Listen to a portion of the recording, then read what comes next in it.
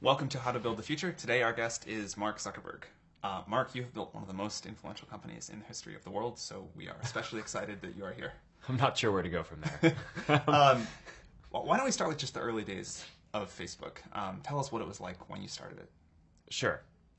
So, for me, the thing that I was really fascinated by, and always have been, is people, right, and how people work. When I was in college, I studied psychology and computer science. And, one of the things that you learn when you study psychology is that there are all these parts of the brain which are geared just towards understanding people, right? Understanding language, how to communicate with each other, understanding facial expressions, emotions, processing. Yet when I looked out at the internet, right, in 2004, which is when I was getting started, you can find almost anything else that you wanted, right? You could find news, movies, music, reference materials. But the thing that mattered the most to people, which was other people and like understanding what's going on with them, just wasn't there, right? And I think what was going on was that all that other content was just out there, able to be indexed by, search engines and other services. Yeah. But in order to understand what's going on with people, you needed to build tools that made it so that they could express what was going on with themselves. I wanted to figure out what courses to take, so I built this little website, Course Match, that that just made it so that you could enter what courses you were taking, and you could click on them and see who else was in them, and it did all these correlations. So it told you people who took this course were likely to enjoy this course too. And the thing that just struck me from the beginning is, people would just spend hours clicking through here are the courses that people are taking, and wow, isn't it interesting that this person is interested in these things? And it was just text, right? There's nothing that was like super interesting there, but that just struck me as, people have this deep thirst to understand what's going on with those around them. And, there were probably, 10 other things like that I built when I was at Harvard before I actually got around to building the first version of Facebook that kind of added a lot of these things together. Did you think Facebook was going to be a company when you started? I built the first version of Facebook because it's something that my friends and I wanted to use at Harvard, a directory and a way to connect with the other people around us. And I didn't think at all that it was going to be a company. I remember very specifically the night that we launched the first version. I went out to get pizza with a couple of my friends who now work here, and and I remember really clearly we were talking about how one day we thought that someone was going to build a community like this for the world, and that would be some company, but it clearly wasn't going to be us. I mean, it wasn't even. It didn't even occur. Yeah, no, I mean, it wasn't even an option that we considered that it might be us. I mean, we just weren't focused on building a company back then. We were just building something that we thought would be useful at our school. So as you look back, is there something that made Facebook different from the other projects that you had built that allowed it to turn into the company it is today? Well, for one, I think we kept going, right? So, I mean, the others, I mean, Course Match and, just the other different crowdsource tools, they kind of served their purpose, and then we were done. Whereas with Facebook, there was just such, people loved it, right? And had such an intensity of using it. I think within a couple of weeks, 2/3 of students at Harvard were using it. And all these other students at MIT and other local universities were writing in asking us if we could open up Facebook at their school. So we kind of just followed that, right? And, again, I didn't set out, and, my roommates didn't set out to build a service that we were going to turn into a company, but we just kind of followed what people wanted, and that led us to expand it to all these other schools and eventually beyond schools. And to, at some point, once we'd hired a bunch of people, we decided to turn it into a company and go for this mission of connecting the world. But that's not where we started. As you think about where you did start, is there other advice that comes to mind that you give to other people that want to build products that you can take away from the early days of Facebook? Yeah, I always think that you should start with the problem that you're trying to solve in the world and not start with deciding that you want to build a company, right? I mean, the best companies that get built are things that are trying to drive some kind of social change, even if it's just local in one place. More than starting out because you want to make a bunch of money or have a lot of people working for you or build some company in some way. So, I always think that this is kind of a perverse thing about Silicon Valley in a way, really which is true. that, people decide often that they want to start a company before they even decide what they want to do. And that just feels really backwards to me. And, for anyone who's had the experience of actually building a company, you know that you go through some really hard things along the way. And I think part of what gets you through that is believing in what you're doing and knowing that what you're doing is really delivering a lot of value for people. And that's, I think, how the best companies end up getting made. I want to talk for a second about low points, because I think people never appreciate how bad they really are. And I think it's always reassuring to hear that even Mark Zuckerberg went through some serious low points and came out okay. So can you tell us about some of the hardest parts in the early history of Facebook? Yeah, I think one of the hardest parts for me was actually when Yahoo offered to buy the company for a lot of money. Because up until that point, that was this turning point in the company where before that every day we'd just come in and kind of do what we thought was the right next thing to do, right? We'd open to more schools, we opened to high school and opened beyond schools and launched more photos because that's what seemed like the next thing that we needed to do to help people express themselves and understand more what was going on around them. But then, Yahoo came in with this really meaningful offer, right? I mean, $1 billion for. And this was how far into the company? I was a couple of years in, okay. Right? And we had 10 million people using the product at the time, right? So it wasn't as if it were obvious that we were going to succeed far beyond that. And that was the first point where we really had to look at the future and say, wow, is what we're going to build going to actually be so much more meaningful for this? And that caused a lot of interesting conversations in the company and with our investors. And at the end of that, Dustin and I just decided, no, we think that we can actually go connect more than just the 10 million people who are in schools. We can go beyond that and have this really be a successful thing. And we decided to go for it. But that was really stressful because a lot of people really thought that we should sell the company. And for a lot of folks who joined a startup, I feel like at that point I hadn't been very good about communicating that we were trying to go for this mission. Yeah. We just showed up every day and just kind of did what we thought was the right next thing to do. So for a lot of the folks who joined early on, they weren't really aligned with me, right? For them, they joined and, being able to sell a company for $1 billion after a couple of years that was like a home run, right? And it is a home run, right? Totally. And that's, I think that's, I get that, but that I think that the fact that I didn't communicate very well about what we were trying to do caused this huge tension. And the part that was painful wasn't turning down the offer. It was the fact that after that, huge amounts of the company quit because they didn't believe in what we were doing. Right? I mean, if you look at the management team that we had, did that whole management team leave? The whole management team was gone within about a year after that. Did you ever regret that decision in that period? Like, were there times where you were like, well, we should have sold? I got really lucky because, not only did what I believed in end up working out, but it ended up working out pretty quickly, right? So it literally, I think this was in the summer of 2006, and by, I think the next month after that, we launched Newsfeed, right? Which now 10 years later, looking back at it, is, one of the most used products in the world. And then we launched the ability for anyone to sign up, which immediately started growing the community. So within a few months after turning down the offer, I think it was actually pretty clear that it was the right decision. But I think since then there have been much harder decisions that we've had to make. Where sometimes you have to bet on something and either bet the direction of the company or bet billions of dollars on something, and it's not going to be clear whether you're right for 5 or 10 years. And that I think actually can end up being much harder than this. That's what I want to talk about next. But before we go there, have you ever thought about selling the company again since?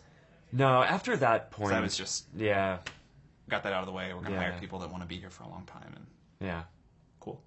So I want to talk about one of the most common questions we get from people building products is how to decide what to build, how to figure out when to bet the company, how to do something totally new. Yeah. And I think one thing that Facebook has done incredibly well is figure out what to build and build this repeated innovation culture, which I think is like the hardest thing to do in business. So How have you done that, and how do you advise other people to do the same? I think the key is building a company which is focused on learning as quickly as possible. Right? Companies are learning organisms, and you can make decisions that either make it so that you learn faster or you learn slower. And in a lot of ways, building a company is like following the scientific method, right? You try a bunch of different hypotheses, and if you set up the experiments well, then you kind of learn what to do. And I think that's an important philosophy. So there are all these different decisions that we make inside the company, everything down to really empowering individual engineers. We invest in this huge testing framework, right? At any given point in time, there's not just one version of Facebook running in the world, right? There's probably tens of thousands of versions running because engineers here have the power to try out an idea and ship it to maybe 10,000 people or 100,000 people, and then they get a readout on how that version of what they did, whether it was a change to show better content in newsfeed or UI change or some new feature, they get a readout on how that version performed compared to the baseline version of Facebook that we have on everything that we care about, how connected people are, how much people are sharing and how much they say that they're finding meaningful content, business metrics like how much revenue we make and engagement of the overall community. And by running tens of thousands of different experiments and putting the power in people's hands to try all these different things, you can imagine we just make so much more progress than we could if every change had to be approved by me, right? Or every idea had to come from management. So I do think that there's something very deep about building this learning culture and moving quickly towards that just helps you get ahead over time. What about the bigger bets, like making a large acquisition or the rollout of newsfeed or something like that? How do those decisions work? So I actually think when you do stuff well, you shouldn't have to do big crazy things, right? So you want to actually evolve in a way where you're working with your community and making steps and learning. So take newsfeed, for example. That was a relatively big shift, but it actually had been a couple of years in the making by watching how people were using the service, right? So when we started off, we didn't have anything like newsfeed that showed you updates from what people were sharing. We just had profiles. And what we found were originally one of the big behaviors was people would just click around, right? They'd click on different profiles, hundreds of them, and they'd go through all their friends to see what people had changed, right? To see what the update was in their friend's day. And we learned from that people were not just interested in looking up and learning about a person, but also understanding the day-to-day changes. So, first we made this product that just showed in order which of your friends had updated their profile, right? So that at least told you whose profile to click on. And then, the first version of newsfeed was really simple. All it did was it basically took the content that people were posting and put it in order on your homepage. So I think when things are working well, you use data and you use the qualitative feedback that you're getting from listening to how your community is using your product to tell you what problems to go solve. And then you basically use intuition to figure out what the solutions to those problems might be. And then you test those hypotheses by rolling them out and getting more data and feedback on that. And then that gives you a sense of where to go. When I look at things like, we bought, the Oculus team for a lot of money, right? I actually view that as, if we'd done a better job of building up some of the expertise to do some of that stuff internally, then, maybe we wouldn't have had to do that. But, instead we hadn't done that. And, the Oculus team is by far the most talented team working on that problem. So it just made sense to go make this big move. But I actually kind of think as CEO, it's your job to not get into a position where you need to be doing these crazy things, right? And, yes. Of course it's inevitable, over the period of doing stuff, you can't be ahead of everything. So it's better to make big moves and be willing to do that than, have pride and not do that and never admit that you could have done something better in the past. But I think when stuff is working well, you're learning incrementally and growing that way. Speaking of growing, one thing I heard you say years ago is that one of the best things Facebook had done was invent the idea of a growth group. And so this is something now that I've heard a lot of founders ask about. Could you tell us, is that still something you recommend people running companies put in place and how Facebook's worked in the early days? So making it so we could grow faster was I think the most important product feature that we ended up building for Facebook.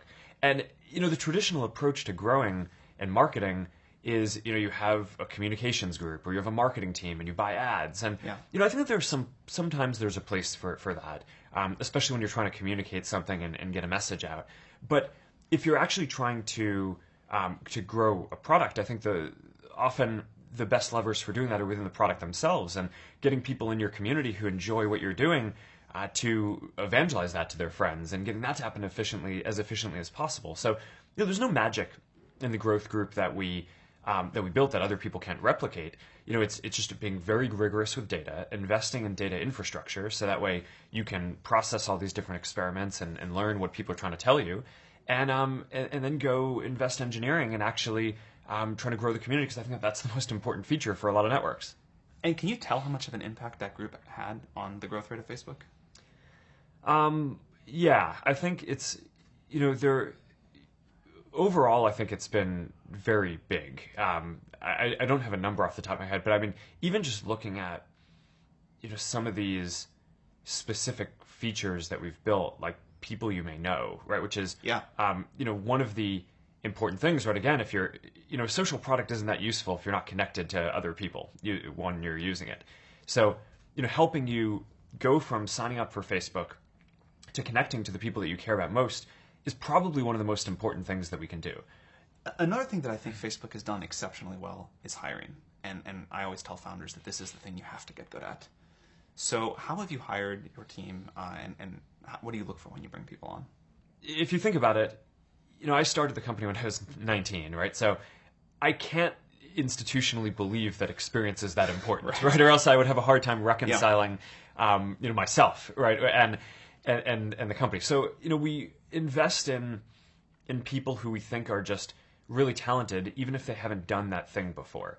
And, that applies to people who are fresh out of university, as well as, people like, the CFO who took the company public, had not taken a company public before, right? And a lot of his background was in, production, development at Genentech before. So, just focus on really talented people. And so if you don't have the experience to look for, how do you assess someone's raw talent?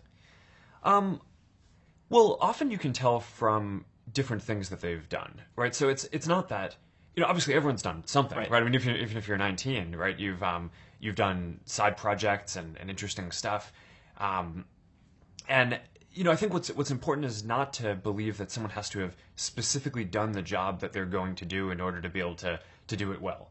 One of the things that I think we've done well is just given the people at the company a lot of opportunity, right? So, it's not just me who started when I was 19 and now, I'm running this big company. There were a number of people who joined who were, people I did problem sets with at Harvard, or they dropped out of Stanford, or, different programs who have grown with the company over this long period of time. And, one of the things that I'm the most proud of is we have about 12 different product groups at the company. And all of the people who are running them, with the exception of one, did not join the company running a product group or reporting to me. That's amazing. And the one exception is David Marcus, who was the CEO of a $50 billion public company. So, so I'm pretty happy that he's on board, and having him run a product group, I think, is a pretty big coup too. But literally, none of them started off reporting to me. They all started off in different roles. Some were engineers, some were data analysts, some were product managers, and they've all grown. But I think what happens is, people see that you create opportunities for people, and that also, I think, keeps the best people engaged and makes the best people want to come work at your company, because they feel like, oh, I'm going to get those kind of opportunities too. Cool. Yeah. What are you most excited about over the next 20 years? What do you think will be the major transformations? How will Facebook transform? How do you think the rest of the world will transform? So we have this 10-year roadmap. Yeah, that's great. 3 of the big changes that we want to see in the world. And we're focused on 3 things. Connectivity, right? So getting everyone in the world on the internet. Right now, more than half the world is not on the internet, which is, I think a lot of people in Silicon Valley probably take this for granted, right? The internet, because it just is not uniformly available. And if we want to solve a lot of the big challenges of the world today, they're not problems that any one group of people or even one country can solve, right? They really involve coming together and giving everyone an opportunity to participate in solving them. So I think connecting everyone is really a key thing, which is going to be great for people around the world. The next one is AI. I think that's just going to unlock so much potential in so many different domains. And we use it at Facebook for a lot of different things, for showing people content that they're going to find more meaningful, for making sure that you connect with the people you actually care about on the service. But in a lot of ways, the work that we're doing on AI to push the fundamental state-of-the-art forward is exactly the same stuff that's going into systems that diagnose diseases better, right? Or find better drugs to treat people, or that other companies are using when they build self-driving cars. And these are things that are going to save lives, right? I mean, if you can, I heard this story recently that at this conference where someone has built a machine learning application where you can take a picture of a lesion on someone's skin, and it can detect instantly whether it's skin cancer with the accuracy of the best dermatologists and doctors in the world. So, who doesn't want that, right? I mean, now, you're going to be able to put the power in your doctor's hand to become the best doctor in the world at that thing. Everyone will be the best doctor in the world. And that's a really fundamental thing, right? That, I get a little bit frustrated, I think, when people, fear-monger about AI and how it could end up hurting people, because I think in many real ways around diseases, around driving more safely, this is going to save people's lives and push people forward. So that's a really big deal, I think, for the next 10 years. And then, the next thing that I always think is going to make a big difference is, every 10 or 15 years, there's a new major computing platform that comes around that allows people to do completely different things than they could do before, right? So, 20 years ago, most of us were using desktop computers. They were kind of clunky. We used them in work because it made our work more productive, but most people didn't use them for fun. Now we have phones which help us connect with each other, and they're much more human devices. But there's going to be another platform after that, and I think that's going to be virtual reality and augmented reality. And that, I think, is just going to help people be more creative, experience what other people are feeling much more immersively than we even can through video and things like that today. So I'm really excited about that trend as well. So you were 19 when you started Facebook. Mm-hmm. One question we hear a lot at Y Combinator is, I'm 19 today. I really want to, do whatever I can to make the world better. What should I do? So how do you advise people who are 19 today and want to impact the world like you have? I always think that the most important thing that entrepreneurs should do is pick something they care about, work on it, but don't actually commit to turning it into a company until it's working.